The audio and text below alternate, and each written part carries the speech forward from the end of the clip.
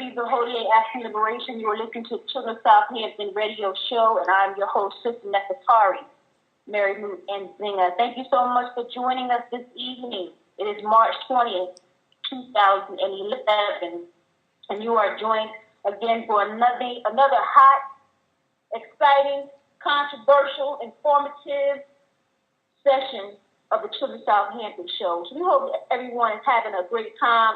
Well, not a great time, but we hope you're having a black-tastic time just going out here doing the work for black people. You should be engaged in some type of work for your people, and that should be giving you some sort of satisfaction. Even though we recognize that we are at war right now, we understand that if you're doing the work, you feel good, you feel proud, you feel motivated, you feel like you have a purpose in your life. And I just wanted to play a little Brother's Keeper in the beginning there. And see, we heard Brother Louis Ali, Brother Leslie playing Brother's Keeper as well just before on their show. Hopefully everybody had a chance to listen to that exciting program. You heard the elder speaking, and it was just wow. It was phenomenal. But we heard them playing Brother's Keeper. We actually had lined up to play Brother's Keeper as well today. And we're going to play a little bit of that song, Unsung Heroes, you just heard. And they're talking about, I don't know if you heard the line, but the line says, no more black-owned corner stores in our hood. Asian, Arabs, and Jews live good off our goods and our hood. To where hood teach our kids, dig what integration did. So black family, it's just, you got to understand, this is what we're going to be talking about tonight. We're going to get into tonight's topic, which we're talking about prayers for the Japanese, 12, prayers for Africans, 0. And many of you out there may be listening and may not be aware of what that is referencing. We're going to get into it in just a few moments. But as always, we want to run down some of our announcements first. First and foremost, we want to let you all know that Dr. Farouk Iman will be presenting a workshop on March 26th. That's next Saturday, March 26th. It's a workshop on black crime and violence. And it's going to be at the Free Library of Philadelphia in the Montgomery Auditorium at 19th and Vine Street. It's going to be from 1 to 4 p.m. The workshop is absolutely free, as well as the materials. And for further information, you can contact Dr. Farouk Iman at 215-473-1040. Again, 215-473-1040. This is definitely a good workshop to attend, excellent workshop to attend. We can never talk about black on black crime enough in our community, black families. We got a lot of issues going on right now, and it's great when we have black families to get out here and tackle different topics, and we can come together as a black family and discuss these issues and how they're affecting us. When we have these workshops, these classes, they should be packed to the brim, black family. We should be standing room only, with all the deaths and killings and murders and just the struggles that we're having in our community. Also, we're going to let you know about some of our Children of Southampton events that are coming up. The first event we have coming up April 2nd will be our Black to the Movies night. This month in April, we'll be showcasing The Great Debaters. Most of you have heard that film. If you have not seen it, or if you have already seen it, as always, we still want you to come on down and partake in our Black to the Movies night, because no matter how you saw it, you didn't see it like this. You didn't see it sitting in a room full of black people discussing how the film impacts us as a race, discussing how the film impacts our babies, whether it was good for us, whether it was bad for us, the pros, cons, etc. So it starts at 3:30 p.m. Doors open, and that's going to be at the Shanghai City Cultural Center, which is located at 3117 West Master Street in Philadelphia, PA. The cost is $5 per person, and children 5 and under are absolutely free. After that, the very next Saturday, we get into our School of Reafghanization classes. So like we just talked, there's a lot going on. We'll get into this tonight, Black family, but this year's School of Reafghanization classes, the theme is preparedness. Preparedness for the Black family, keys to our survival. And we have a whole series of classes set up to do just that, prepare us for our survival, because we are facing, time's going to get a hell of a lot worse, Black family. We're thinking that we got it hard right now because we're seeing black on black crime. We got it hard right now because we got drugs and alcohol in our community. We think that it's hard right now because we're facing sexual molestation in our community. We got a lot more coming at us, and we got to be prepared. We are behind the 8 ball, as they say. We are behind in getting ourselves ready. So that's what these classes will be designed for. The first class, again, starts on April the 9th. It's going to be talking about food. And we have Brother Nana Kwame Topra, proprietor of Starfire Cuisine here in Philadelphia. He'll be coming out and teaching us, how to just start a basic home garden in your house. Just some simple things you can do as soon as you leave the place. You'll be able to go home and implement these things. Because we're talking about different food and resources you need to have on hand at all times. So bring your pens and your pads and your questions and your information, because we all don't know everything. You may have some great information you can share with the Black family to help us out in being prepared in terms of food. Because that's the number one thing that we need in order to move forward. Before we can move on to creating clothing, shelter, and defending ourselves, we got to be able to feed ourselves. So Black family, that's going to be April 9th. The class runs from 12 to 2 p.m., and it's also going to be 12 p.m. sharp, by the way. We start all of our classes on time. We start, Black family. We ain't, like some events, we ain't knocking in Black family. But sometimes you go to these events and we on CT time. We starting at, we say we start at 12, we don't start till 5. We ain't doing that. We start at 12 o'clock, we can get you out by 2 o'clock. So make sure you come on out, Sunhigh City Cultural Center, April the 9th, 3117 West Master Street. Also, the cost for all of our classes is also only $5 per person. Children 5 and under are free. The class following that, I want to make sure you write these dates down. We're going to announce them again at the end of the program, so you can have them again as well. But at the next class we'll have is going to be April 23rd. April 23rd, we're going to have the clothing class. We got a brother coming in from D.C., Aaron. He is the proprietor of Know Thyself Clothing, and he's going to teach us how to make your own clothes. Again, some basic things you can do. These are all basic classes. We're going to start off from ABCs, and hopefully we'll move on to some more advanced classes as we move forward, based on interest. But all of our classes, Black family, okay, break those dates down, April 2nd, 9th, 23rd. All of our classes are rated NCA. And if you're not familiar with Children of Southampton and not familiar with what that means, NCA is a rating that means no crackers allowed. No crackers allowed. We cannot emphasize that enough. Do not bring Susie up in there thinking, don't even bring her nowhere within 100 feet of the vicinity. Don't bring Billy and Tom. They ain't getting in. Like, family, I don't care how you know them. I don't care what. They ain't getting in. And it might be a problem if you bring up. You don't even want that drama. This is for Black people and Black people only. Also, so those are our events. You want to make sure that you are clear on those events. And after the 23rd of April, the School of Reafghanization class continues every 2 weeks through the month of June. Okay? Every 2 weeks through the month of June. So I don't care if you're in D.C., Baltimore, Jersey City, Patterson, Harlem, Brooklyn, that's all within driving distance. You can hop on the buses and get here. There's no excuse for those people in those particular areas not to be in the place as we get ready to prepare ourselves. But if you don't live in an area where you can get here to one of the classes, contact us. Call us up. Our number is 888-817-3235. That's 888-817-3235. And we'll be happy to talk to you about how you can set up a similar class, a similar program in your neighborhood, in your city, for the Black families. We gotta multiply this. We can't do everything. We're only a small organization, but if we each do a little something in our own respective communities, our own respective families, we can be prepared within a short amount of time. Black family, that's all we got is a short amount of time. So we want to make sure we emphasize that. Now, also, we want to give the caller number for tonight as we're about to begin our program. The caller number here is area code 760-569-7676. Again, that's area code 760-569-7676.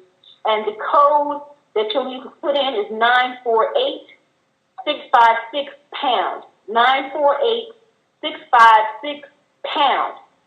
All right, Black family, we're about to get into it. We want you to call up tonight. We want you to call up and participate because this is a topic that has touched my heart. But I know it's touched a lot of you out there who are listening. We at the Children of Southampton, every day we try to go on to Facebook and just take a quick glance at what's going on. We check our messages. It's the same thing most of you all do. And, they interact with a few people. We don't try to stay muted. And then we move on to the other things that we have to do. But we were perusing the other day Facebook. And we were noticing a hell of a lot of people putting posts praying for the Japanese. Oh, please, Jesus, please bless the Japanese in this horrible time. Let's all pray and please send them help. Oh, Allah, the most, magnificent, please, the most beneficial, please bless, the Japanese. They need help. We were saying, Ogun, the great one, please bless the Japanese in this time of need. They need so much help. And anything you can do, please help them. Then we saw people even just, Creator. So they were we playing Jesus, Allah, Ogun, and the Creator, whoever we send up our prayers to as Black people. And we was praying for the Japanese. Now, if we had saw one or two of these posts, it might not have been a problem. It may not even phase us because we knew that this, disaster had just happened and it was fresh on people's minds. But as we looked through the news feed, there were countless prayers by Africans going out for Asians. And it just stopped. We stopped for a second and said, wait a minute. We got to go back through this one more time. We went back through the news feed a little slower this time and started to look for a single prayer going up for Africans. Any Africans. It didn't have to be the Africans in Libya. It didn't have to be someone who was beaten by the police last night. It didn't have to be anything major. It could have just been just anything. It could have been prayer for our ancestors who went through the Ma'asa. Anything. There wasn't a single damn prayer on the news feed by an African for Africans. And this is really kind of hard. There was talk on there. You had Africans talking about stuff that Black people. You had Black people talking about eating healthy and Black people talking about, beefing about with different religions and, you a Black Moor and you a Black Christian and they were going back and forth. We saw all kind of stuff like that. But there wasn't a damn prayer.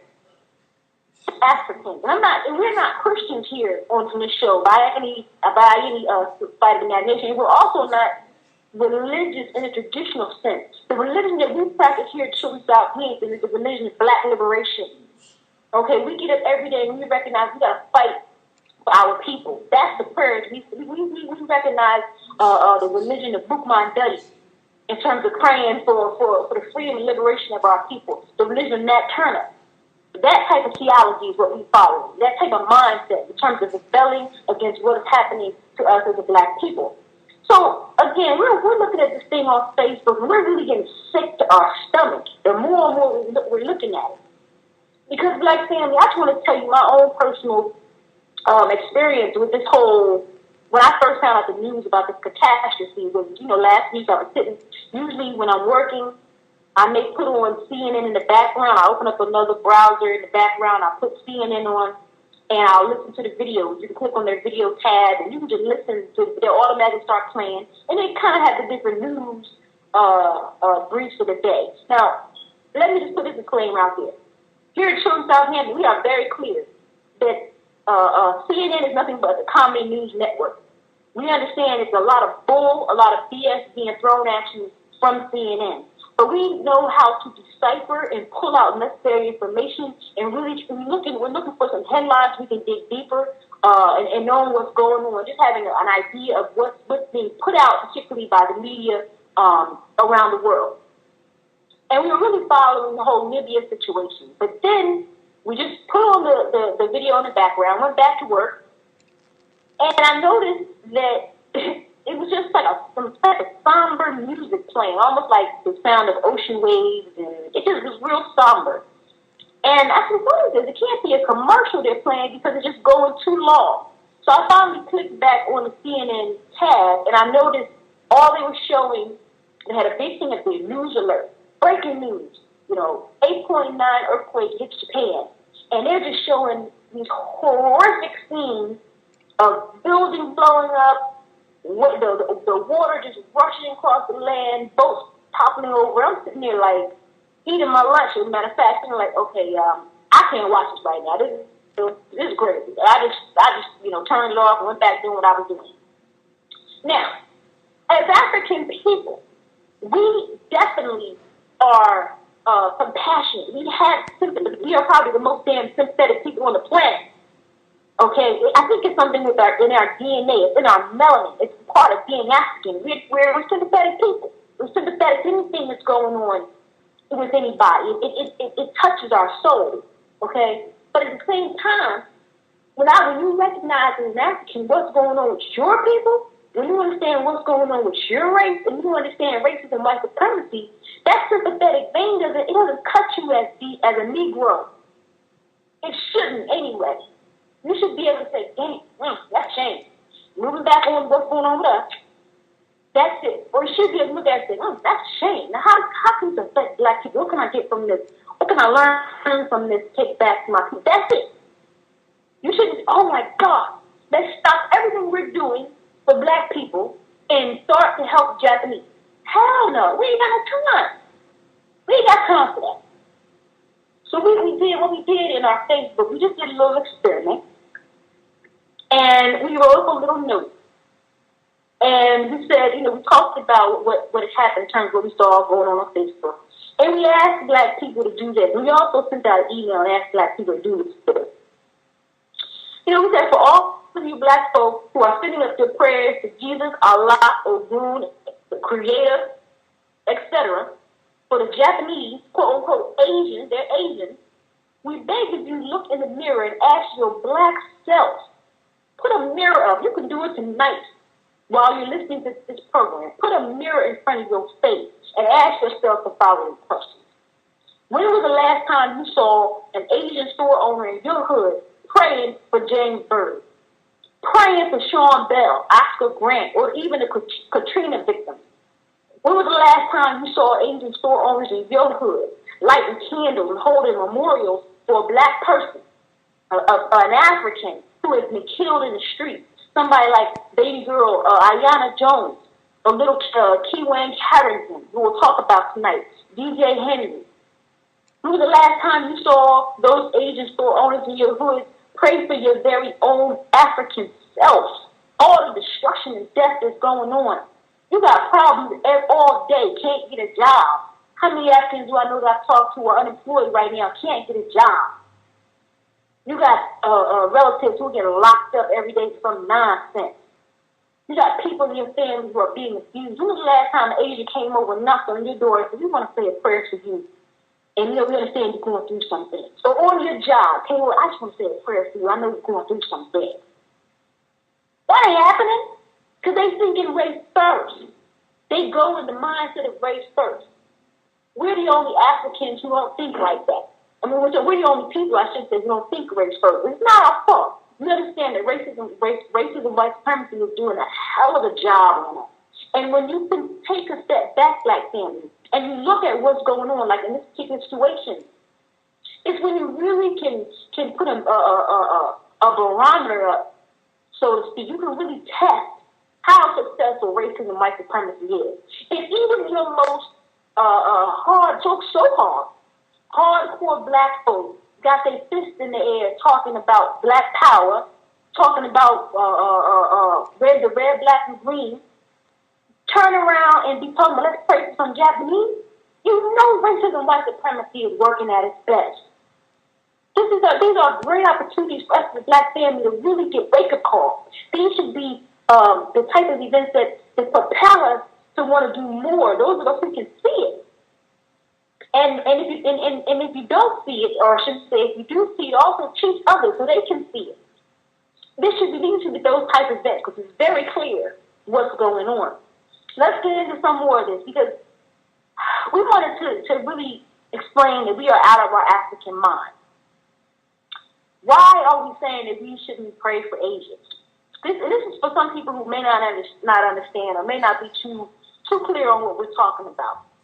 Well, first of all, Asian Black families are reaping millions of dollars, not per year, every single day. They are taking millions of dollars from the Black community. I can give you, we all know of one very familiar industry just off top in which this is going on. And that's the Black hair care industry, the Black beauty supply industry. A lot of brothers, some brothers may not be too familiar with this if they're not, unless they saw the movie Good Hair. That woke up a lot of brothers to what was going on. But sisters, we've known this for a long time. I don't remember going into actually I do. There was an African-owned, I think there still is an African-owned beauty supply store in Jersey that I'm familiar with. And I think they're still in business. Haven't been in that town in a while, but I think they're still in business. But the majority, you cannot go into a beauty supply store. That's a rarity. You can't go into a beauty supply store and it's owned by Black people. That becomes a dime a dozen nowadays.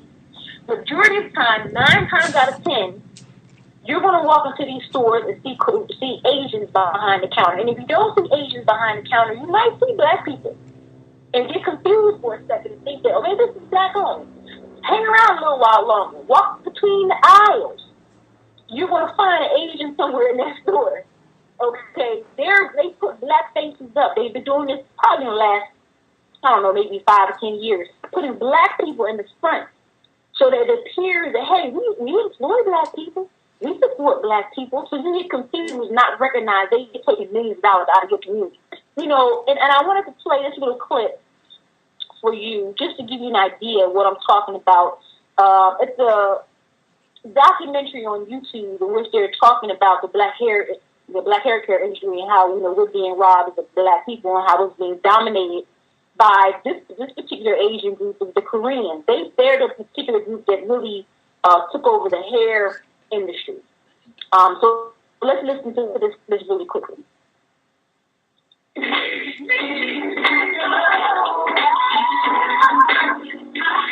Funny thing happened in New York. I went into a Korean store and asked him if he could wholesale me some of the things he had. He told me no. I said, okay, if you could tell me where I could get it wholesale. He told me the Koreans are not going to let these niggas get into the business. He's in a Black label that's in Brooklyn. He was Korean himself? Yeah, he's a Korean hair store. You think Black people can get back? Oh, they could get back, but the Koreans not going to let us in. We have to do it ourselves. That is just a clip. I just want to play that, because it was interesting to listen to this brother. I guess he owns a hair care store or salon, I'm not sure. But, this is his personal experience. He's going into New York and trying to, do some business. He wants to, get some wholesale. They don't want him to sell it to wholesale. He's not trying to take over the industry. But he just wanted to get some wholesale products. And they're like, no, we're not going to let you in. And not only that, but the Korean blatantly called them in. He's not going to let you in to this industry. This is deep, Black family. This is deep. Because this used to be our industry. This is something that, we can't even do our own damn hair. The Asians come in. This is explaining to you how they feel about us, more importantly, how they really feel. Because a lot of times you go into these businesses, and it used to be this way. They've gotten real arrogant now. It used to be when you go into the Asian businesses, they would be so nice. How you doing? Hey, welcome. How can we help you? Right? Remember that? When they were first coming along, they were first taking over. Now you walk in, they don't even greet you. Sometimes give you an attitude. Sometimes treat you like dirt. And we want to pray for them? Why is it we forget? Why do we have this short-term memory problem? These are the questions we want to answer this evening, Black families. These are the questions. There's a film that was just done called Good Hair. I mean, it was just done a couple years ago. And Black people around the country angry. Oh my God, I didn't know this. Wow. Thank you, Chris Rock, for putting out this information. Didn't have any idea that this was going on. Right? So now everybody's on full alert. No, there's no excuse. We completely understand they are robbing us of $1 billion industry. And they have taken it over, and they have decided that we cannot participate in purchasing products for our own damn self, okay? And when we have to purchase them from them, or we don't have any, our salons and our beauty business can't thrive. Our barbershops and etc. They have actually decided this. How is it that we get so damn soon to when something happens to them, we're crying? And don't get confused, Black family.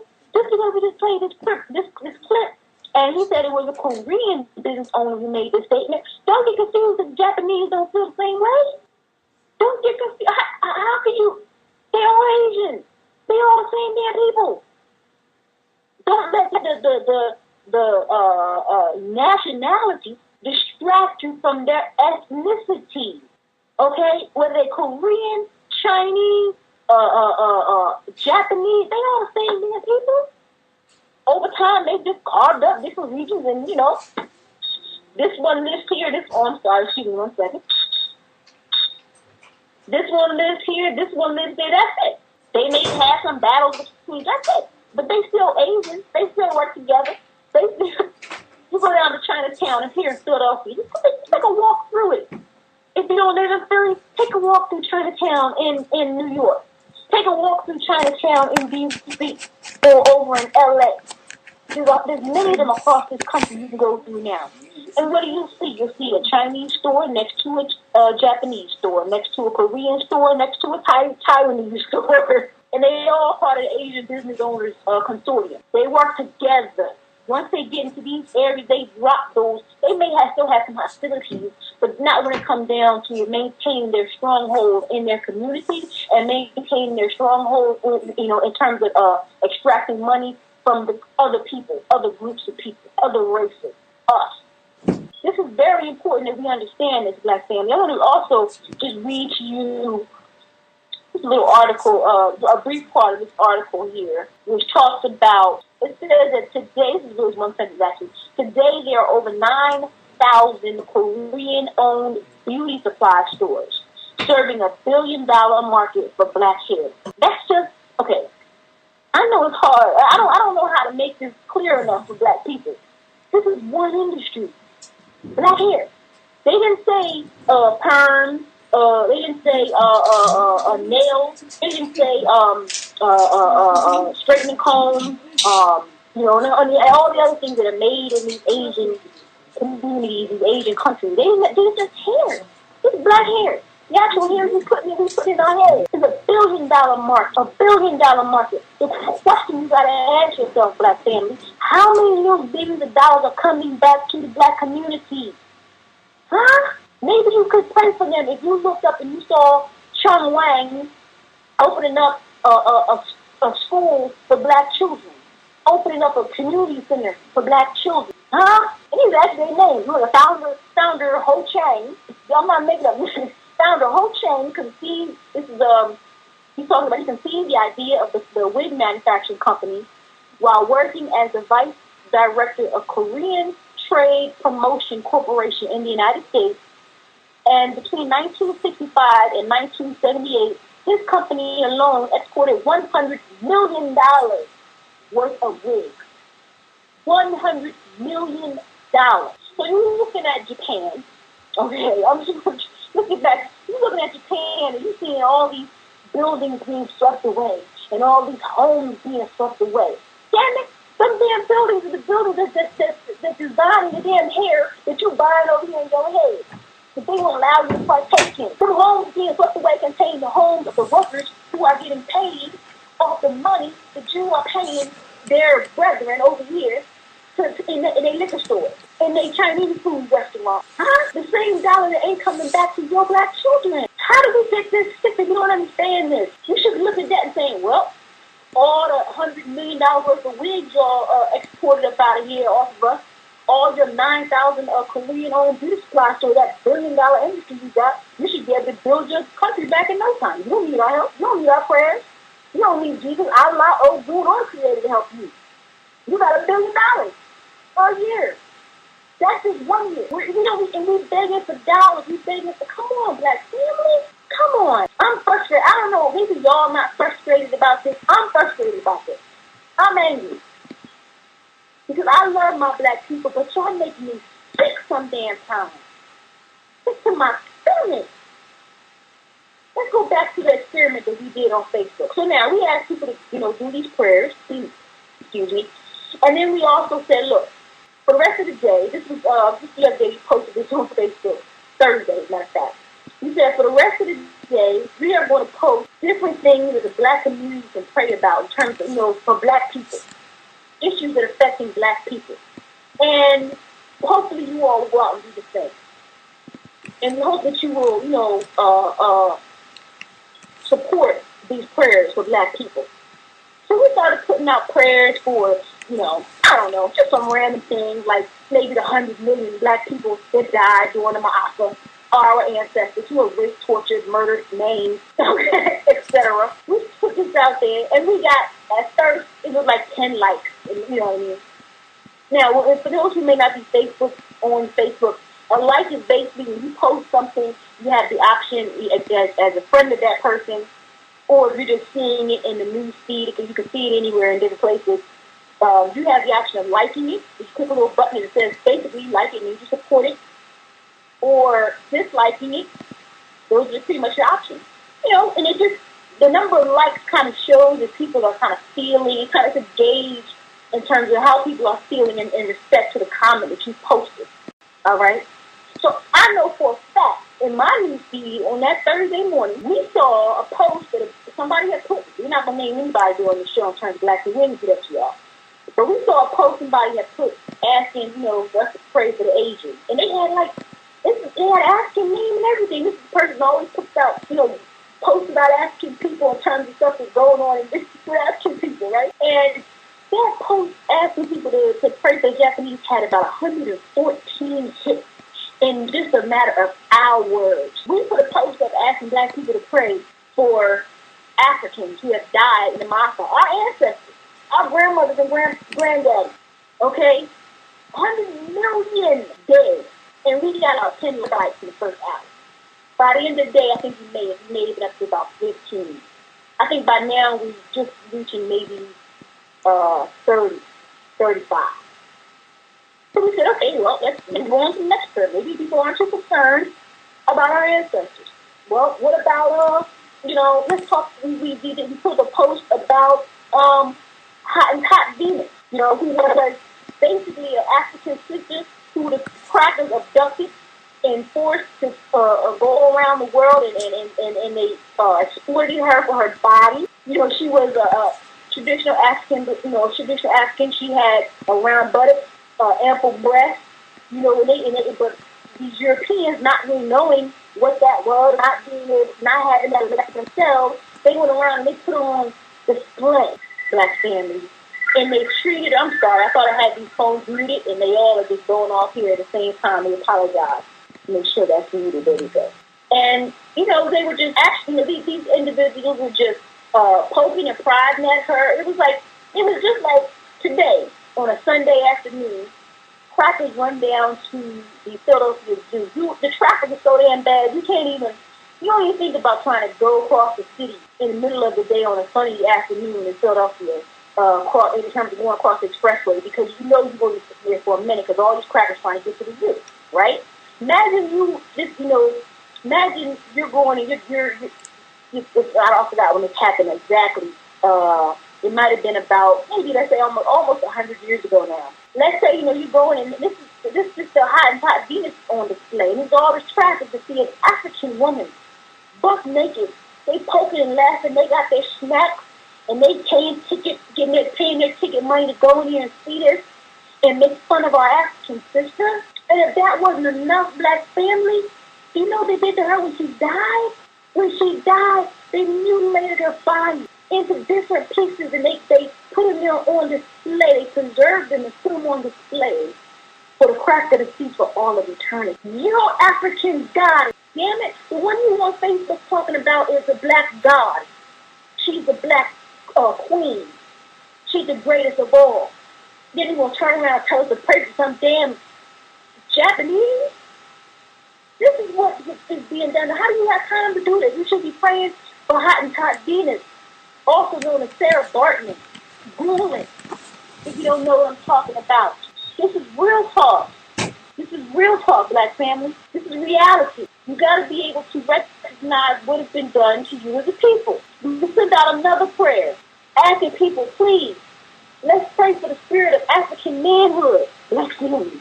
That has, white supremacy has worked overtime in the last 500 years to destroy it. We can never forget this. And we put a clip up here, matter of fact, from the Irritated Genie, the feminization of black male, breaking down how this damn crap, what this cracker has done to our black man. Why he is not strong enough to protect us. Why he is fighting every day to try to hold on to some inkling of a presence of manhood. This damn post gets 2 likes. 2 likes. 2 people want to pray for the spirit of African manhood to return and come save us. Family went on, and we said, okay, before everybody goes to sleep tonight, can we do this? Let's pray for the thousands of Africans who are being murdered in Libya right now, being accused of being mercenaries and all this nonsense. Sub-Saharan Africans. And we put a link to an article that talked about, held and interrogated. Do these men look like Gaddafi's mercenaries? And it shows the African brother being held at gunpoint. Highly melanated brother. This thing gets about 5 likes. Something is wrong with us. And we have got to wake up. This is why we are being murdered. What the hell do you do to people that need to pray for themselves? What do you do for people like that? Do you allow them to continue to exist? So we stop right there. We say, okay, we're going to stop putting out these prayers for a second, because those 4 prayers in itself really showed us what was going on. Really showed us the mindset of black. We really need to get into, let's pray for black Africans who were lynched and still being lynched. We just had a brother lynched last year in Greenwood, Mississippi. We didn't get a chance to pray for that. We didn't get to send that out. We didn't get a chance to talk about, let's pray for Africans who are being raped every day. We didn't talk about, let's pray for the Africans who are molested as children every single day. Irritated You just had a show on last week with a sister. Almost brought me to tears, talking about her own personal experience of child molestation and child rape. Damn! And so many monsters was running around in our families, and we know they're doing this sickness to our families, and we shall not decide to blow their damn brains out in the backyard, because that's Uncle Bobo's son. That's our main daughter. Because that's right, it's black women who out here molesting children too at an alarming rate. We ain't talking about dealing with this sickness right here in our own community. Let's pray about that.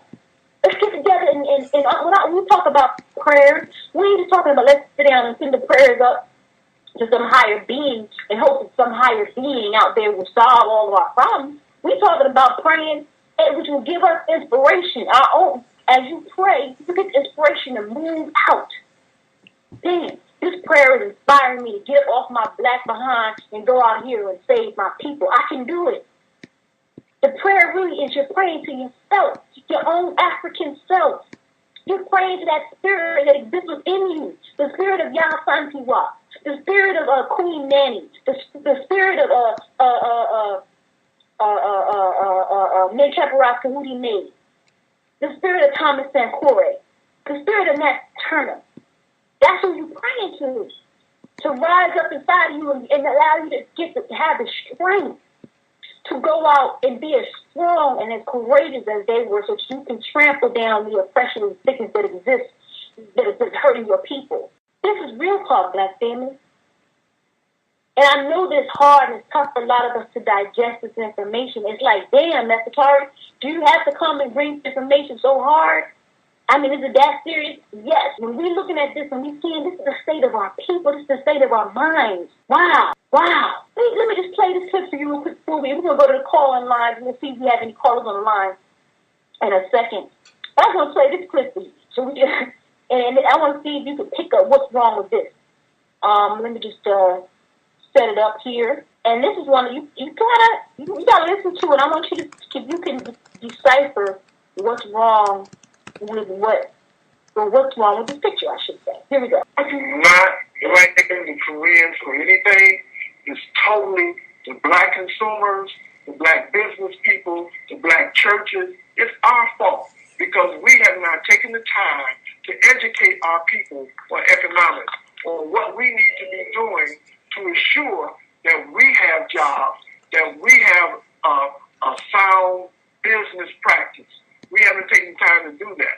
Let me just, again, and that's just that clip right there. We're going to analyze this black family. Oh, I'll just play a little bit more. I'll just play the second clip before we analyze. Let's play a little part as well. If there are two products and one product is $2 cheaper at the Korean store than a black-owned store, what would you shop? I don't know. I don't know. I'll be honest with you. What would you shop? $2 cheaper. I don't shop at Korean store.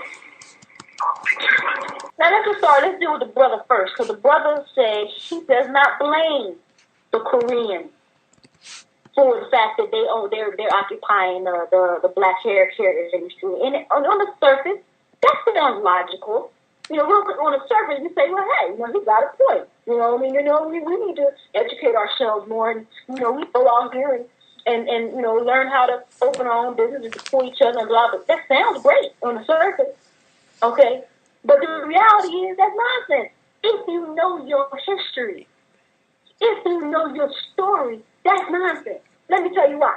Because in Blueprint for Black Power, by our great ancestor Amos Wilson, he talks about a whole heck of a lot of towns in which we knew how to operate in terms of economically. We knew how to run towns. He talks about, for example, Tulsa, Oklahoma, the Black Wall Street, in which, we had thriving businesses of all kinds in this town.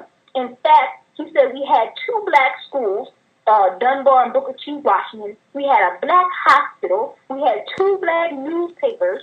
We had 13 churches, 3 fraternal lodges. We had a black library. We had a black movie theater, and on and on and on and on and on. Confectionery, grocery stores, restaurants, billiards, hotels, rooming houses. Okay, what happened to Tulsa, Oklahoma? Was it black people that destroyed Tulsa, Oklahoma? This is something that we had to ask ourselves. The hell no, it wasn't black people. It was the cracker that was destroying us. The cracker came in and dropped bombs from the damn sky on Greenwood, Oklahoma, which was the black district, and the cracker went around house to house and threw Molotov cocktails through the windows and burned up black families and little black children. It was the cracker that took black men and women at gunpoint and forced them into a concentration camp in the middle of downtown and wouldn't allow them to leave or call their family or anything. It was crackers that buried black people in massive graves, right, that still exists, that have never been dug up. We have not properly been able to give our ancestors burials that still exist in Tulsa, Oklahoma to this day, and dug massive graves and dumped black bodies. And it wasn't just Tulsa, Oklahoma. It was Rosewood. You've all seen the movie Rosewood. If you didn't, you better go get it and re-recognize yourself. We knew we had these. Is this brother serious? This brother doesn't know his history. He doesn't know our story. If he did, he would know that almost 200 years ago, the Honorable Marcus Mosiah Garvey laid out a plan for race first. He had over a million people around the world of African descent following him, supporting him.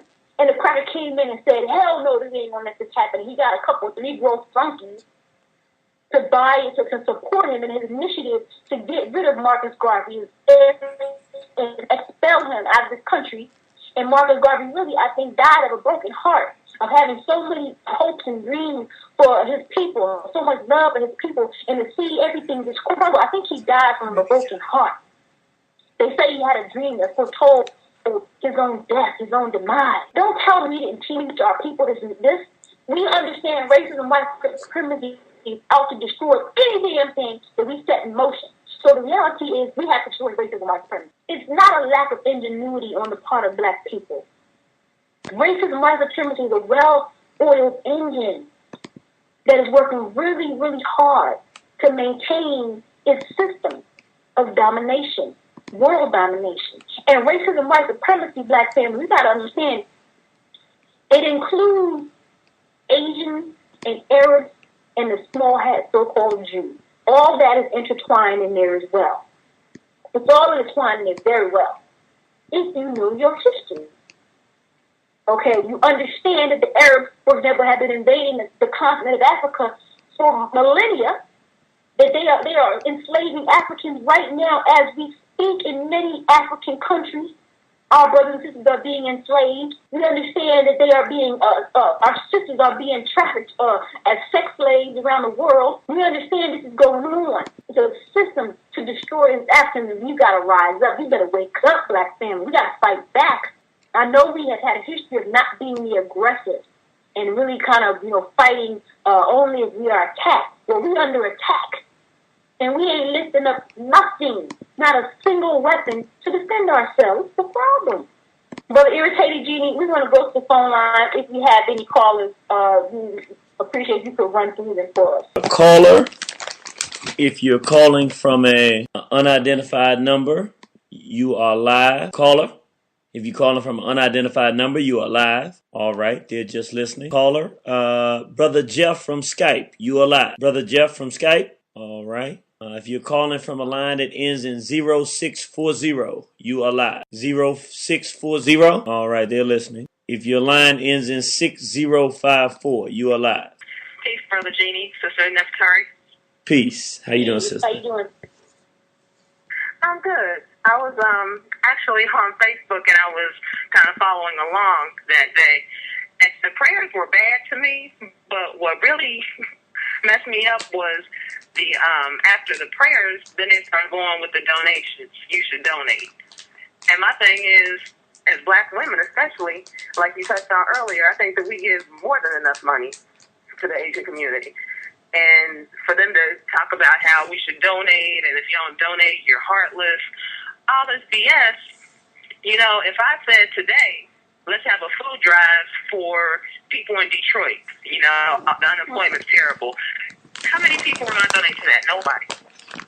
But I'm going to give my money to some people in Japan that's not even, a quote-unquote third world country. They have an economy. They have a country. Why would I help them? And when you say that, then it's all, you're heartless. I don't like seeing anybody suffer. I don't like seeing that at all. However, the first law of nature is self-preservation. And how do I look giving my money to another country of people who don't even respect me when I'm looking out my window and I see people that need help, that look like me? And you calling from Detroit, sis? Yes, miss. So you're telling me from Detroit, and this is, I'm glad, we want people to call in and, you don't have to identify yourself if you don't want to, but, tell us the city or area you're calling from. So in Detroit, you're reporting tonight that there are no Asians to your knowledge that have gone out and actively tried to help black people with the unemployment situation, for example, there, or the fact that, people are starving, or the schools, for example. I know they closed a lot of schools out there. No Asians that have been out there in the streets marching or rallying to draw up dollars to support Africans. No, not to my knowledge. And, I have a sister here who actually does do a food drive. She got in touch with just a couple of families. She's doing it on her own. And, she was, not begging people, but saying, donate. Let's help these people. Let's do it ourselves. We don't have to ask the white man's charities to do it. Let's just do it. And I don't think she got that help. I don't think that there was this outpouring of sympathy that I'm supposed to have for Asians. I didn't see that. I didn't see that at all. And it's crazy to me, our mentality, that we still think like this. It's 2011. And now, why do you think we think like that? Some of us just don't read and don't pay attention to what's going on. Some of us don't care. But a problem that I have, especially, this show dealing with Facebook, is a lot of us want to sit back and act so revolutionary on Facebook. You know, we want to post these links and we want to talk all this talk. But when it's time to cut the computer off, go offline and do something, where we at?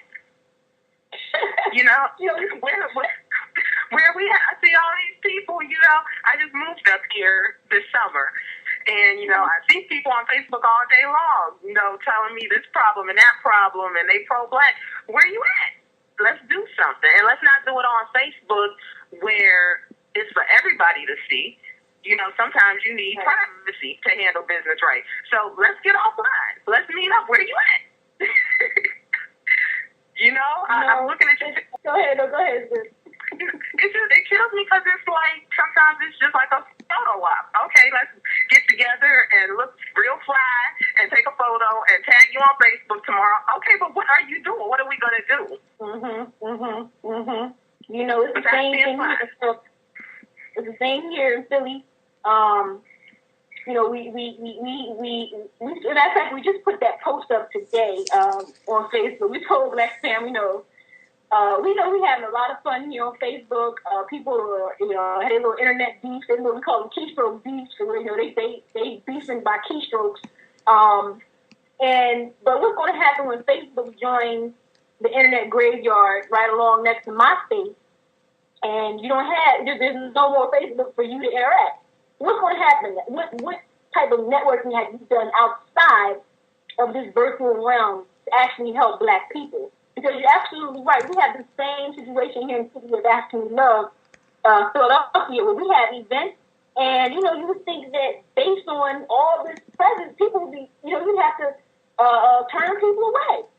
You know what I mean? But that's not the situation. The real people who want to do work are out here organized, on the ground, trying to do something. They're contacting each other. You know, they're contacting each other and say, hey, what are you doing in your city? Well, I'm going to come out there and support you. What are you doing in your city? Well, I'll try to support you. They're sharing information.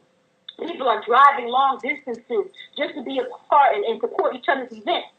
But it's only a handful of us. But we understand we're not, unfortunately, living in the time of Marcus Garvey.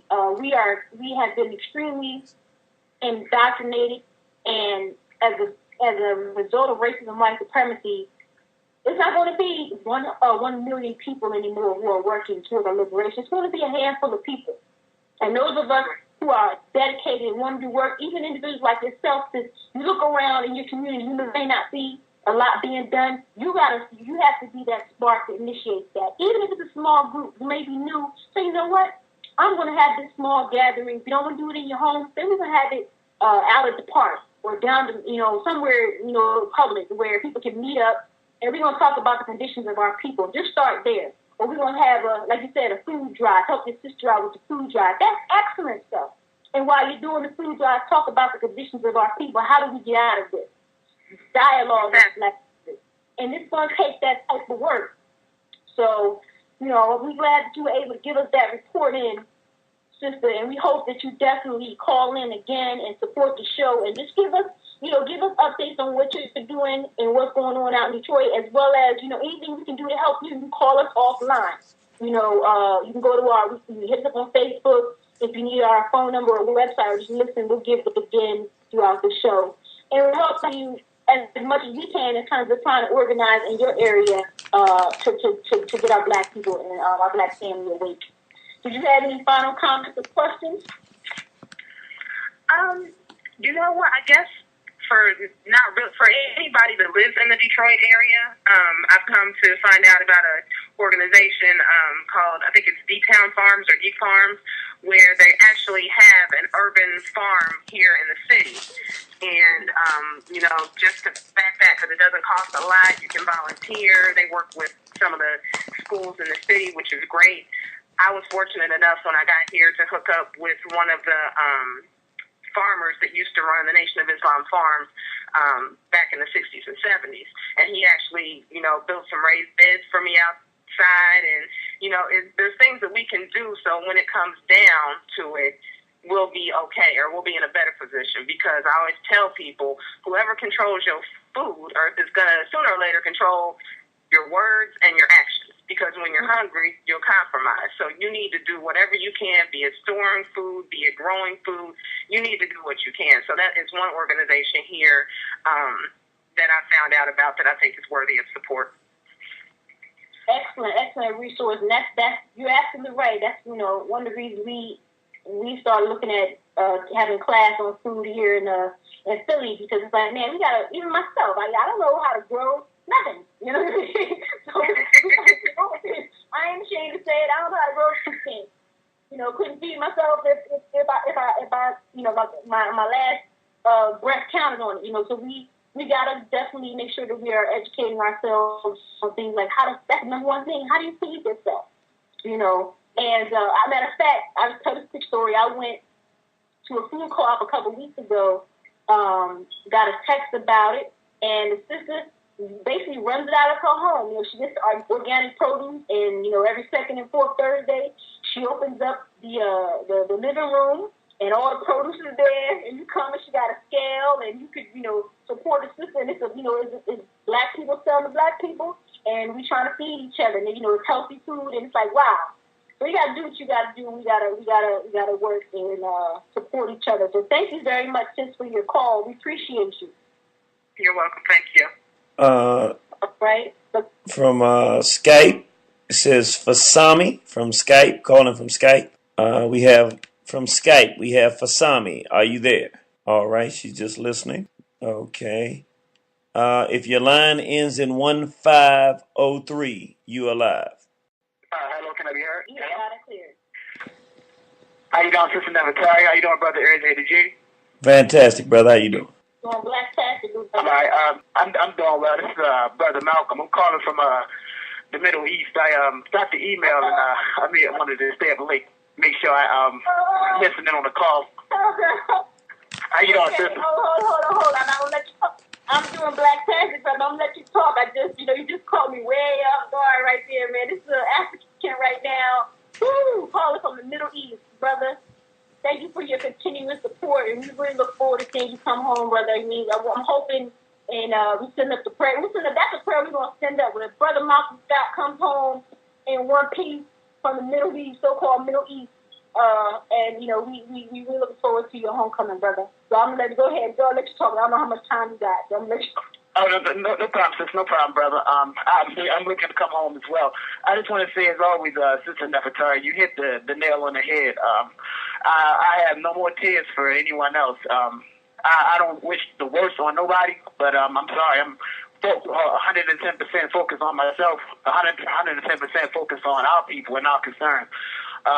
It's like when it comes to us, I think black people, we have a tendency to not know what words are and what words mean. So I think we have a tendency to believe that if we do for self, that we're being racist, when in actuality, everybody, with the exception of black people, do for themselves.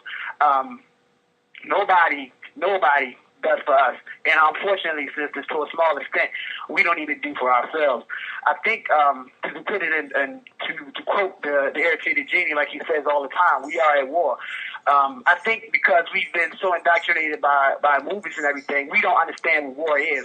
If I were to constantly, let's say, physically attack the irritated genie, every time I see him, or constantly attack someone in his family, every time I see someone in his family, I didn't say that I was at war with irritated genie, but my actions, the actions that I showed to him and his family, pretty much put it out there that I am at war.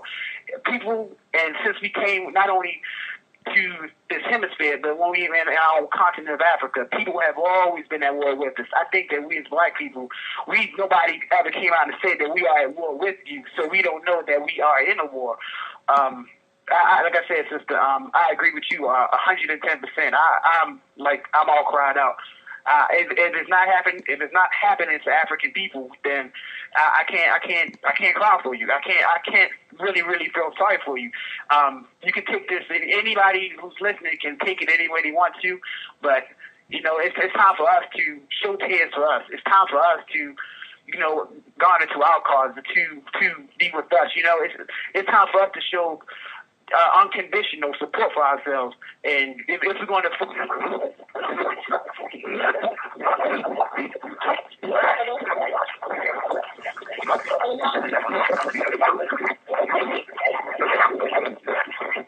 might want to second. You might have lost the connection. But Eric, can you hear me? Yes. Okay. So if he calls back in, please note the number that he called from or where he called from so we can make sure we get him back on the line. That, he must have been in a bad connection. He's back with us. All right. For some reason, the phones, they do that. I don't know why. But I do have a statement I would like to say to the irritated Genie. Irritated Genie, with everything that I've been supporting you through the whole years, I have to say one thing, brother, and I hope you don't take it personally. I wish that you were a liar. I say that I wish that you were a liar because everything that you said is true. I wish that in all of the brilliant information that you put out, that it was just a little bit of falsehood in it, brother. But it's like just living this life and just literally being thousands of miles from the United States, and not only seeing it here, but seeing the United States. Like a lot, I would have to say 99.9% of the information that you put out and that I've seen, that is true. So, like I said, brother, with all due respect, I just wish that you were a liar. But since you're not a liar, it's just things that it's just a reality that we have to deal with, not run away with, but deal with. I'm not going to take no more of the time because the phone is going to automatically cut me off. But I just wanted to call, and I also just wanted to listen. And I just want to thank the beautiful brother and the beautiful sister just for doing the work. And no matter what, I'm constantly going to support both organizations because both organizations is for African freedom and African liberation. And that's the day that I'm dying to see. Thanks again, sister. Thanks again, brother. Yes, sir. It's first, brother. Wow. That just took my breath away. I'm trying to recompose myself here because I did not anticipate getting that phone call tonight. Wow. This brother has been away for a couple years now, and we're looking forward to him coming home. Woo! Wow, that was made me a little emotional because that's real, Black family. We're going through so much as a Black people right now. It's wow. And I normally don't like people calling my show Big Up and Irritate Jimmy because he has his own show, but that's how it's gonna be. What can I do? Every time all the time, like, why every time I have a show somebody I call up? But I will give an exception to Brother Marshall because I recognize he hadn't had cancer talk with any of us in a very long time. So I give that to him. I know the cracker listened to that call. I know he was listening to Insurrection on that call right there because he don't want us to be networking with our brothers and sisters in them. Well, I ain't gonna say where he at, but y'all can pretty much get the drift. Wow. Like Irritate Genie, let's take a quick. We didn't do our top of the hour break, so we move on. Let's do our top of the hour break. And then I'll come back. I'm gonna play a commercial and a little bit of a musical instrument here.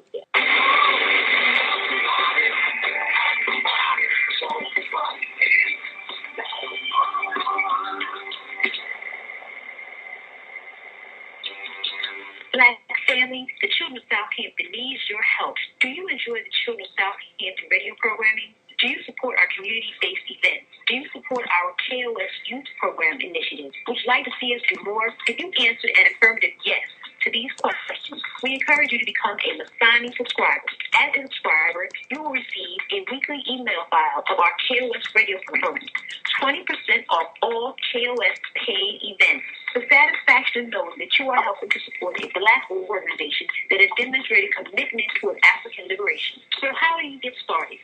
Simply by making a $20 check or money order payable to the Children of Southampton. Then, on a monthly basis thereafter, continue to mail your $20 payments to the Children of Southampton, 7715 Crittenden Street, Suite 396, Philadelphia, PA, 19118. The information we disseminate via our lectures, radio shows, guests, and classes are critical to regaining our African minds as we push toward our goal of liberating our people globally. So become a Masani subscriber today and support KOS. Call 888-817-3535 for more information. That's 888-817-3235.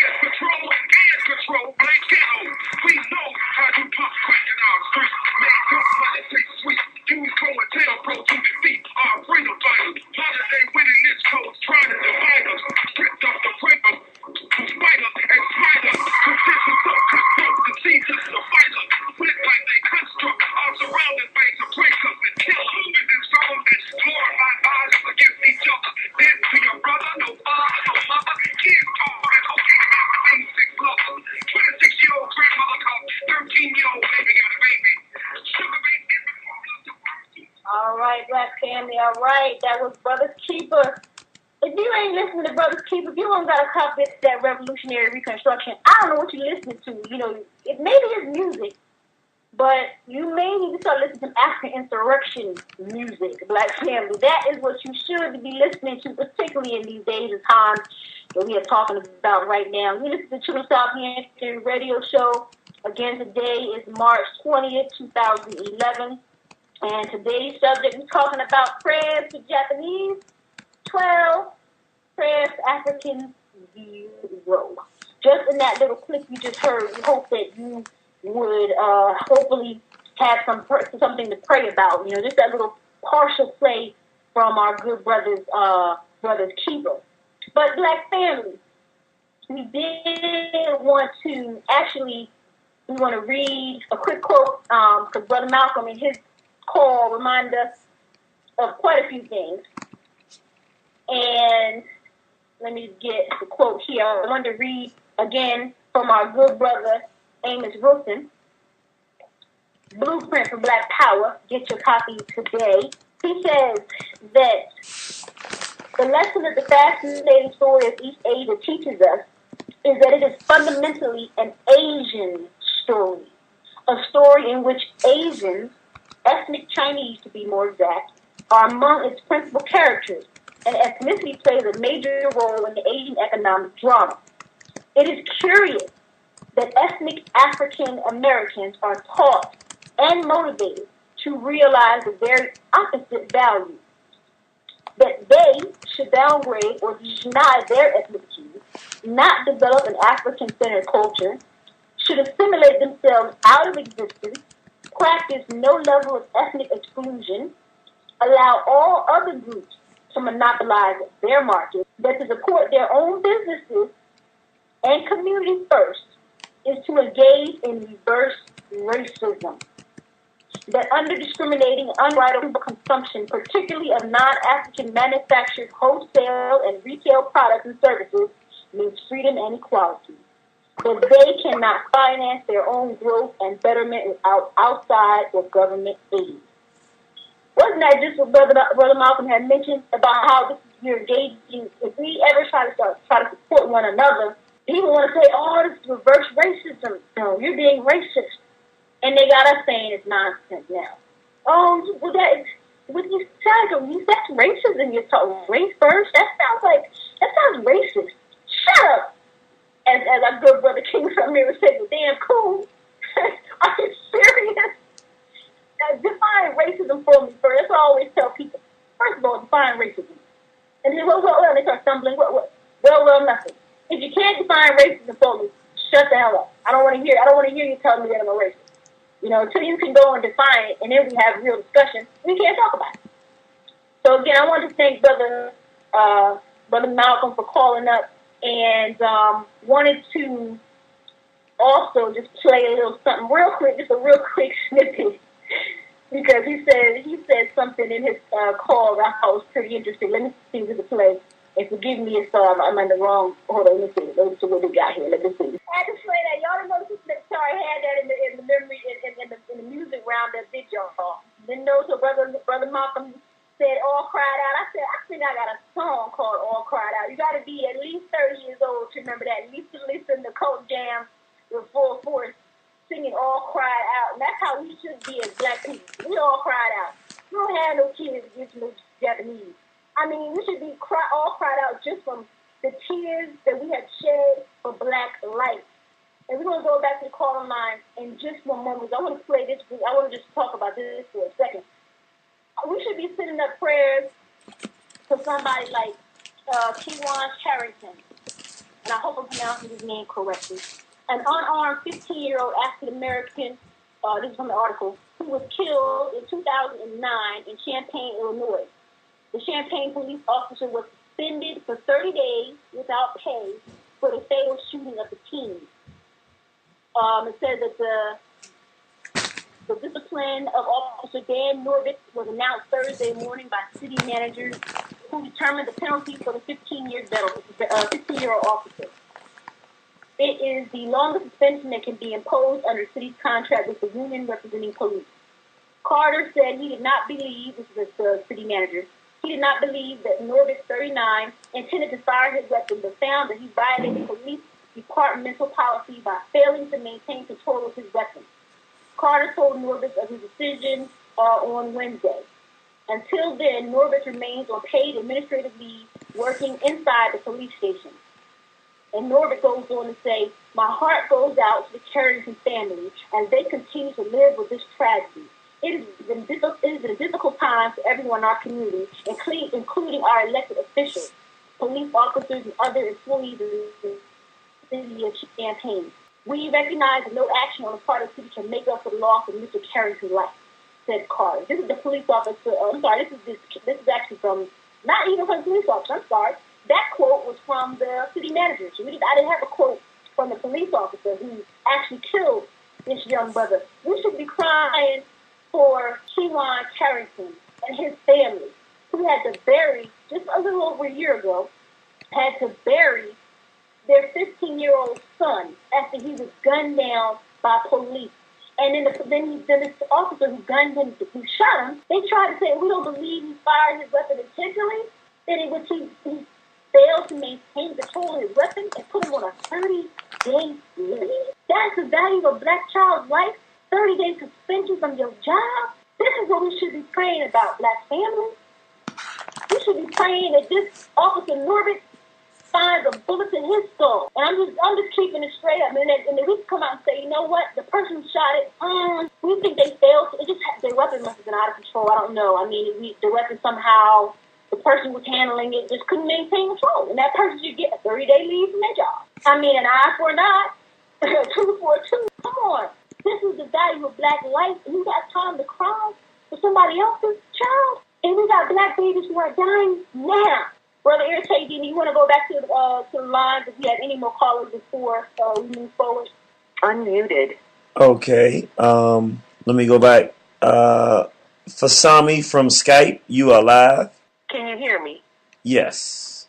Yes, please. Okay. All right. How y'all doing tonight? Fantastic. Black Panther fired up. That's good. It's a couple of examples. There's one example that I really wanted to give in light of what you were saying about the whole Facebook post, and you were saying that you saw the Japanese prayers and the prayers for the African zero.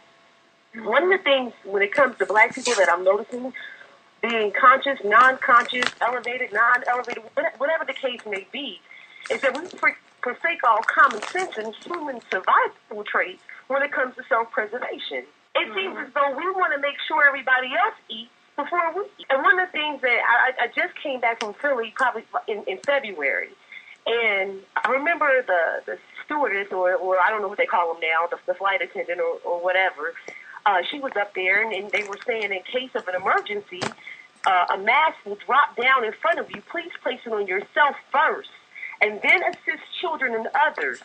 After you place it on yourself first, nobody can eat, nobody can live until I can eat and live. Nobody, I can't shed a tear over some chinky-eyed Japs who don't give a damn about us until some blood is shed for all the blood that has been lost out of the black people who have come before us. How can I shed for them? I hope another tsunami comes and wipes them clean off the goddamn map.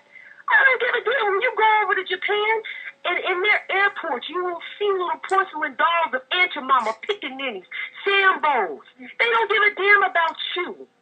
They know who you are, but they are working in cahoots with the white power structure to keep that from you.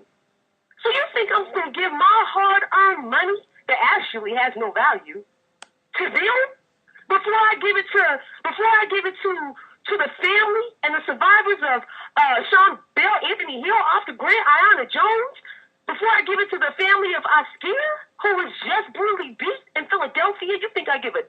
It boggles my mind. I do not understand, and I cannot understand it. So, sister, when you said that on Facebook, it did resonate in my soul. I know that I commented on it. It boggles my mind. You know, sister, you had also made a comment, too, that you out in Ohio, right? Yes, ma'am. And you heard on the so-called black stations out there, they were, donating. What were they telling you to do? It said, it's a real solemn sounding kind of music in the background, and it's this man that comes in. He was like, when somebody is hurt somewhere, we hurt everywhere. And if you want to donate to the tsunami survivors and victims, please log on to our website, U92. I'm not trying to give any shout outs to that radio station, but I'm sorry for that. But log on to our website and go down to the link, and it was just a whole bunch of Christified bull crap. It made me feel I wanted to jump through the radio. And I told I responded. I said, I was driving down the street too, and so-called black station out here, one of the R&B stations. I was playing some music, and during the commercial break, same thing. They had a sister's voice, and she, please want to send our prayers out for the victims of the tsunami. If you would like to donate, you can go to our website. Right? It was almost, this is a script. They may have a male saying it in your city or your town. That's right. In my town, they may have a female saying it. But it's really ironic. How the hell black people got time to send some money for that? We got black people dying of drug abuse, dying of disease. Getting locked up every day. Sitting on death row. That's right. Sitting on death row. That's right. And we got time to send some for somebody. Are you serious? We still trying to. And we ain't even talking about what happened to Haiti. We ain't organizing trips. Oh, I haven't heard anything about Haiti. The last thing that we heard about Haiti, and I'm so sorry to interrupt right now. The last thing we heard about Haiti was those white perverts going down to Haiti, trying to take those little black babies over the border into the Dominican Republic. Those little sex offenders trying to steal and rape and sodomize our babies. That was the last thing. After we heard that, they hushed on Haiti, because now it's just open season on our children now. Now you have all these. Yeah, I mean, can you imagine what's going on in Haiti? And you want to talk to me about a damn man? Come on, no. I'm so livid right now that I'm getting a little emotional, so my IQ is going down a little bit. But I'm just like, I can't believe how we are and how low we have come to where we really just don't give a damn about ourselves anymore. We don't care no more about ourselves. And anytime you, just like in the blueprint for Black Power, anytime you speak up about caring about yourself, now it's turned around on you as reverse racism. You have lost your righteous African mind. I'm going to ask you the same question I asked the other sister. Why do you think we behave in this manner? I'm sorry, since you kind of went out here. What did you say? Why do you think we behave in this manner as black people, as Africans? I think it's not just one answer. It's a whole host of answers. I think, I don't know how many people are familiar with the whole Pavlov theory, conditioning, when this white scientist kept ringing this daggone bell and making the dog salivate for the food, and then he took that variable out of the equation, and the dog, every time he rang the bell, the dog still salivated because the dog was conditioned. Well, it's the same thing with the black race. We've been conditioned to hate ourselves. We've been conditioned. I mean, from everything that we do, from preschool, pre-K, or kindergarten, all the way up to the 12th grade. And if you go further, even to HBCUs, and I was lucky enough to go to an HBCU, but there are white people sitting on the board of trustees and all this other crap, so you're getting the same education that you would get darn near at a white school. So all this conditioning from pre-K all the way to your adulthood, from the time you turn on TV, from Dr. Seuss books, whatever it is that you read, whatever it is that you see, anything that you hear coming through the airwaves, it's all reinforcement of racism and white supremacy. So it's a very methodical conditioning process that we go through from the time we come out of our mother's wombs until now. So it's no wonder that we hate each other. Then in our communities, when you have all these crabs in a bucket trying to get out and one is pulling each other down, what we actually see, we don't see the white man, because the white man is now, he's hands off. I forgot the Latin term. I think it's laissez-faire or something like that, where he's hands off. He has us doing his bidding. He has us doing his dirty work. So what we see now are people doing destructive things, and who's involved in corruption, who's killing each other, raping each other, selling dope to each other. We see that. So now we're saying, hey, it's not the white man doing these things. It's all brothers and sisters out here doing these things. So, like I said, it's a whole big system created for us to behave this way. Even the ones who say they understand it still behave in certain manners. So I'm not quite sure, Sister Rob. I mean, that's my opinion on why we act that way. How we're going to stop? Now, that's the question. When we're going to wake up? I just saw somebody posted something on their Facebook page. And, no, it was you, sis. I think it was you. With the dude dancing with the chicken. That's cool. Like family. Where was that? I gotta go back to my Facebook page. Yo, every time they go from one clip to another, they have this black dude dancing with some chicken legs. I'm like, yeah, you gotta go to YouTube and type in the new Black Swag Revolution. Yes, and then you Black Swag WAG. At the end of that, you have school days with Lawrence Fishburne talking about wake up. I don't know if we got to scream it at the mountaintops. I don't know if we have to go out here and bash people in the heads. I don't know if we got to talk, educate school, but it's to the point where we are engaged. Well, this country, I'm not going to say we, but this country is actively engaged in an all-out World War III. Yes, indeed. Yes, indeed. We are at the finish line. All the studying, all the talking, all the whatever is done. If you don't get it now, I'm sorry for you. Mm-hmm. But we got to do something, and I don't know when we're going to wake up. I don't know when the masses are going to wake up. Yeah, they better do it, and they better do it soon. Yeah, I don't think it's even going to be the masses. Like I told you, it's not. We long gone those days of Marcus Garvey. We got to get that out of our minds. It's going to be a chosen few. I was talking to an elder today. Mm-hmm. She's one of my counselors, one of my advisors, and she said, "Sister, I'm an elder now. I'm not ashamed of that. I'm proud to be something I'm not. I embrace my eldership." She said, "But I'm realizing now. I see a new vision. It's going to be a small group that remains. After because it's going to get strict. When the race war comes, it's going to be a small group of us left on the other side to rebuild our culture. And that's why we got to maintain our culture, maintain our history." And so we can rebuild as we once were, to our greatness that we once had. There's only going to be a few, and that's the reality of where we at. And but thank you, sis. Thanks for your comments. Thanks for calling. It was good to hear from you. I heard from you. Wow. Good to hear from you too, sis. Thank you so much for having me, and thank you, Brother Irritated. I'm not going to say anything about Brother Irritated. I'm just saying thank you for answering the phone and picking up my call, brother. Y'all have a good night now. All right. All right. You have a good night too. You too, peace. The phone was going out a little bit there, but just wanted to add on to that. We got that clip, that YouTube clip. Black family, you got to see this. It's again the new Black Swag SWAG Revolution. That's on YouTube, and we hijacked that off of brother. Abiade said, Coca Bandele's page, brother out of City African we love. He always sends us love and information. And we were looking at his page today, and we got that. He said, "Whoa, what is this?" And we had to repost that. And what it shows, for those of you who may not have a chance to see, if you're not on the internet, to listen via phone. Basically, it shows how we are steady cooning, buck dancing, we teaching each other the latest dances. We partying. We stepping at the black colleges, we doing all this stuff of non-significance.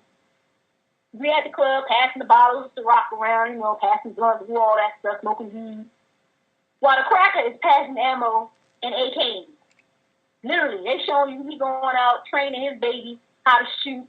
They going out in the rain, they going out in the field, they buying ammunition like there's no tomorrow, and they are preparing. They are creating militias overnight. And they're joining up by the thousands while we are cooling and dancing and eating chicken.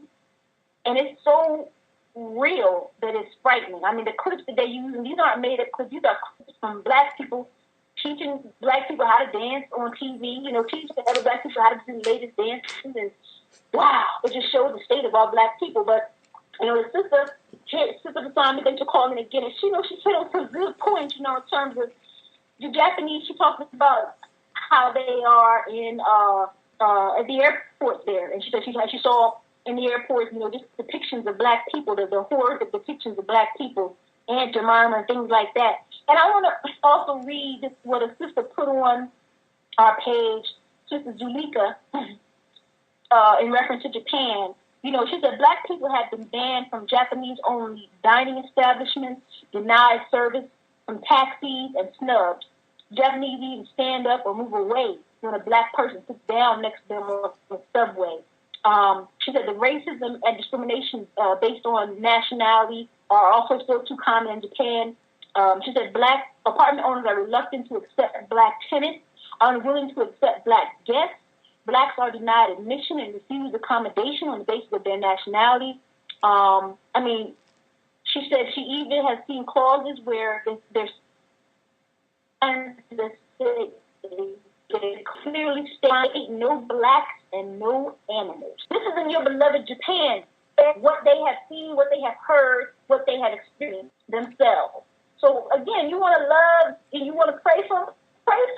So pray for them to come back and rebuild. They can again tell you that no blacks and no animals are allowed in their housing facilities, in their dining. Where they want to classify you as an animal. They want to rebuild their businesses just for that sole purpose. While you praying, send them all your prayers. They need them. They loving it right now. Thank you, stupid Africans, for your prayers that you're sending us up. We got to rebuild so we can continue to reap billions of dollars from your African mind.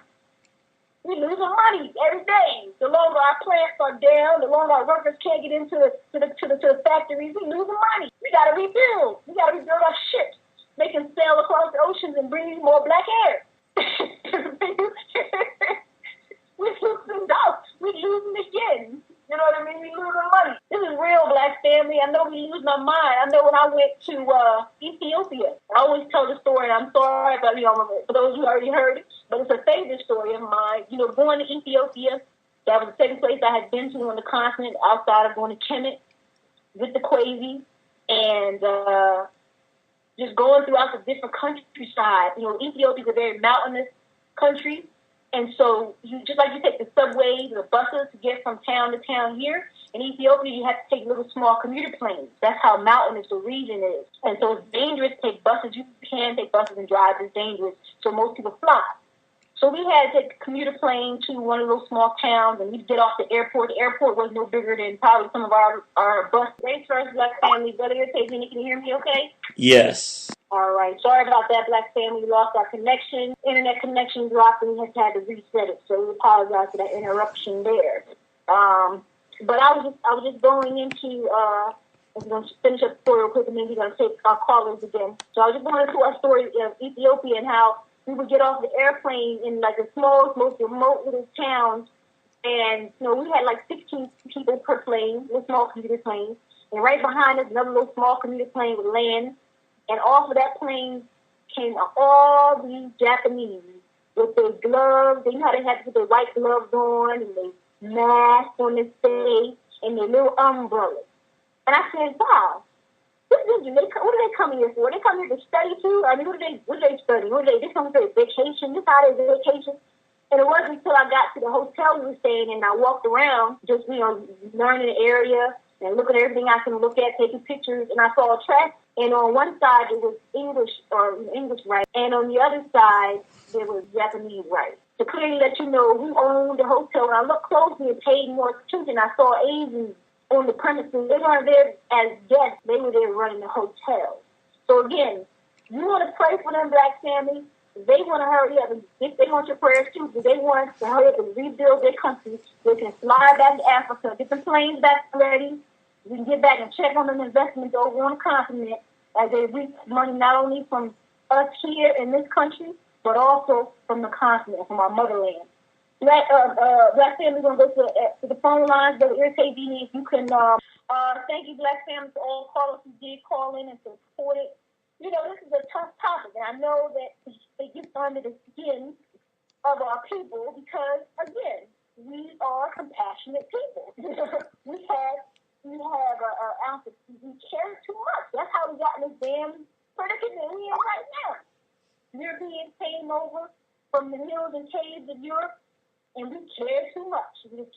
little bit too much and say, oh, look at these poor people. Let's give them education. Let's give them training in how to take care of themselves. Let's teach them how to bathe. They didn't know how to bathe themselves. And next thing you know, we turn around. I'm sorry. One of the callers was requesting to come back to them. Their microphone was off when we went to them. Okay, no problem. Okay. Brother Jeff, you calling from Skype? No problem. I'm just playing around. I'm going to get on Brother Jeff. Brother Jeff, you know you can't use Skype. You know how you definitely technology is new. But anyway, yeah, Brother, can you hit me up on Facebook? You can also post your comment there, Brother Jeff. I think you were on Facebook last time.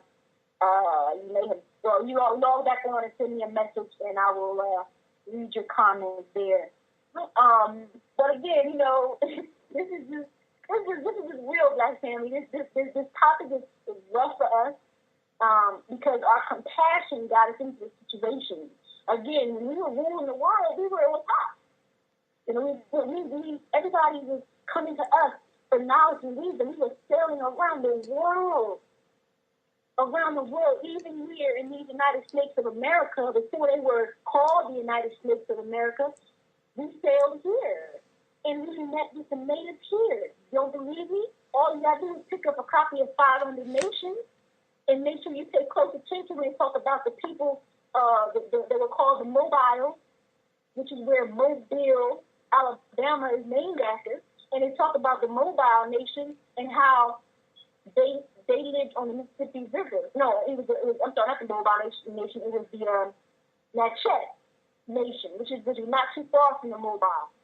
And they lived on the Mississippi River, and how when the cracker came in up the Mississippi River, he saw these great pyramids on the banks of the Mississippi River. Sound familiar? Pyramids on the banks of a river. Did we not have pyramids on the banks of the Nile? How did we get this information? And they talk about how when they went to approach the king of the Natchez people, the king said that he was the son. He was the son of the sun. Again, the Star Ra. Don't we learn that? For those of you who study ancient Kemet and understand our story, we know that we recognize ourselves, our men were the Star Ra, the son of God, meaning the son of the sun that was up in the sky. That son, he traveled the world and gave people knowledge and information. He gave them culture. Don't be ashamed of it. Don't now duck your head and be ashamed because somebody didn't teach you this. You got to learn for yourself. Nobody wants you to know the truth. Of course not. It's because of the simple fact that you know the truth, you'll expose them. The day we were living in Milton Cave, particularly the European I'm talking about, he was eating raw meat. All right? He was beating his woman's brains out every night. He was raping his daughter and his son. You expose them. You expose them for who they really are. And you got to be able to say, well, damn, if that's you, who am I? Who was I? You understand what I'm saying? And Brother Jeff is about to call Brother KZ, so you see his number come up. Just take a look out there. He wants to try to dial directly in. But this is what we are faced with. And I want to go through this right here, Black family, because we're gonna take Brother Jeff. He's gonna probably be our last caller so we wrap the show up. And just let me know when he calls in.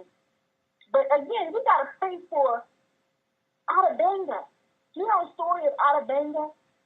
Again, another African. He was what they call a pygmy, what we know of as a Twa. It's a small brother and sister from the internal regions of Africa, down at the beginning of the Fallopian tube, down in like the area of which would be maybe Uganda and the Congo, in the deep region, the heart of Africa. And they said they've been the original people, the very, very first Africans. And these crackers came in and kidnapped Alabama and brought him, and again, showcased him as this spectacle, this freak of nature around the world. And they so traumatized him that when they did finally, quote-unquote, free him, they didn't free him and send him back to his homeland and back to his people, just freed him and expected him to go out amongst the crackers. And face first, Black fan, we're back again. I don't know what's going on. The cracker is on to talking about tonight. But all of a sudden, our signal just keeps going up and down, which is very strange. But we are accustomed to that here at Children Southampton. Unfortunately, we're gonna continue to get the information out despite. That's why we put that post up on Facebook today. Now, what you gonna do when there is no Facebook? The same thing goes for us here. What are we gonna do when there is no more War and Horizon station for us to broadcast from? When this cracker decides we're going to shut down the internet because this information is too lethal. You cannot wake up. It is not in the plan, Black family. It is not in the plan. What is devised what they have set up right now is for you to die, for you to be perpetually brain dead, and for them to extract as much wealth as they can from you as an African until you are dead. That is the plan. Understand. We gotta this information. That's why I know that we have sometimes these technical difficulties, like saying, but believe me, if you could see and be here with us and see what's going on by each of us as we sitting respectively in our home, and you can monitor our internet. Things just go crazy all of a sudden. This information is too hard. This information is too hard. It's too much. And I'm not saying that to pat myself on the back or anything. I'm saying that because it's real. I know this changed my life. It's changed my outlook on things. And it's propelled me to want to fight for my race. So I know that what it can do for the Black family. I know what Black family is telling me to do for them. And sister, if I may input in that as well, I would just like to say to the brothers and sisters, we really apologize for the technical difficulties that we have from time to time, but I want people to understand something. We actually have one of the freest forums for Black dialogue in the world right now. It's not too many places where we can have the kind of dialogue we have, where you have mature people who actually know what's going on in the world, who are not afraid to say it, and are not afraid of the consequences of discussing this kind of thing, and will put this real hard-hitting information out to our people. And I strongly suggest, if you look at Lieberman's bill that he put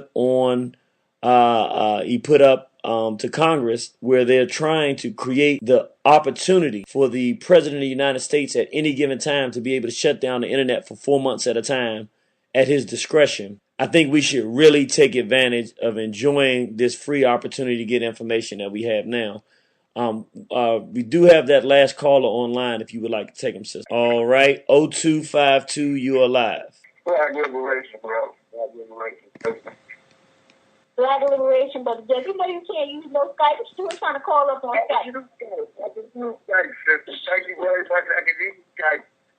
The free conference call, HB is not on. Thank you very much. So I wasn't talking to nobody. I don't have a check on mine. I got an X. What you got to say tonight? I don't have nothing to say because the sister, I think her name was Kasami. She said everything I was going to say, so I'd just like to give her a shout out and give you a shout out because she came on so I can hear what I was going to say come out somebody else's mouth. Because Black people don't care about each other. But I'm going to have to disagree with you on what you said about the masses. Go ahead. We're going to need the masses. I mean, it's going to be a little bit of like, the little bit of us going to have to, once we show by example and some things start to affect the masses, I think the majority of them are some coons, but the ones that will wake up that we need, they're going to come to our aid, I believe. So we can't be lost out here. I'm talking to an African who was arguing with me about putting Indian hair in her head because he was talking about the rules and everything. After beat me down, talking about her hair and how beautiful is that her Indian hair that she took in her head.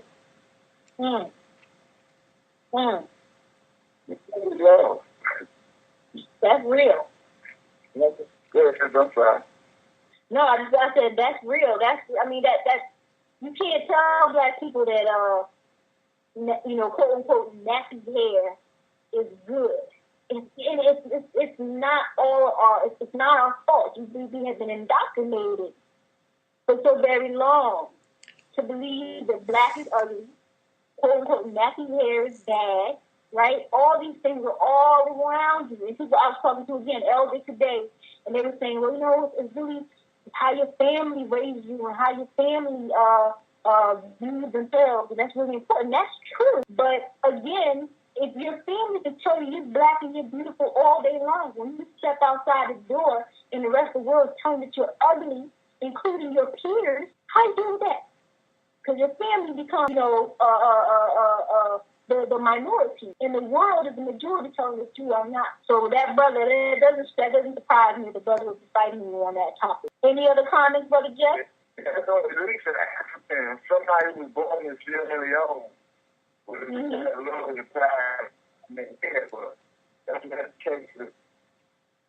Not at all. No, not at all. Because I was talking to a brother. Matter of fact, the brother from the Universal African Dance and Drum Ensemble, the founder, Bobby Dickerson. And, this year his wife wasn't there, and I was asking him, where's the queen? He said, she's in the motherland. I was like, okay, I thought she was going on a tour or something like that. He said, no, she's there to teach the sisters how to do hair. And I didn't know what he was talking about, and I was thinking, oh my gosh, she didn't teach them how to perm their hair? And he's like, no, she was there teaching them. This is in Ghana.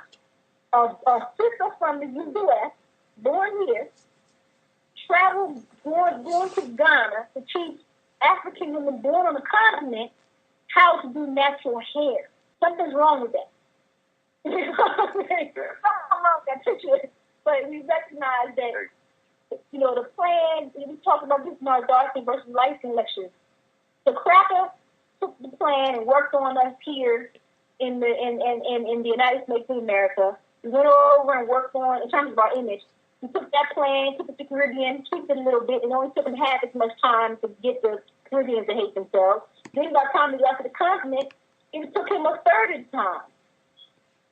You understand what I'm saying? To indoctrinate, because he had begun to upgrade his plan. He was tweaking it all the way along. So this is where we at. We got to counter that. We got to fight against it. We got to come up with a plan that destroys racism like supremacy. This is part of it, what you're hearing today. So, right. Brother Jeff, I thank you for calling up. We got to wind down the program. We already over. We're going to finish up the few things we wanted to say so we call tonight. But thank you for calling, and we know you always support. We appreciate you always supporting the show. Please continue to do so. I appreciate you, sister. Thanks for giving out the information, and I look forward to hearing from you next week. Appreciate you. Definitely, most definitely. So, Black family. This is all real talk, and I want to, one thing I wanted to go over tonight, it's not going to take me, I'm going to run through it. I want to go over a quick timeline over the last, we'll go back to 1998. It's not a timeline, we're not going to hit up every year. So what I want the Black family to understand is, every time a situation unfolds, a major situation, and if the people start to kind of question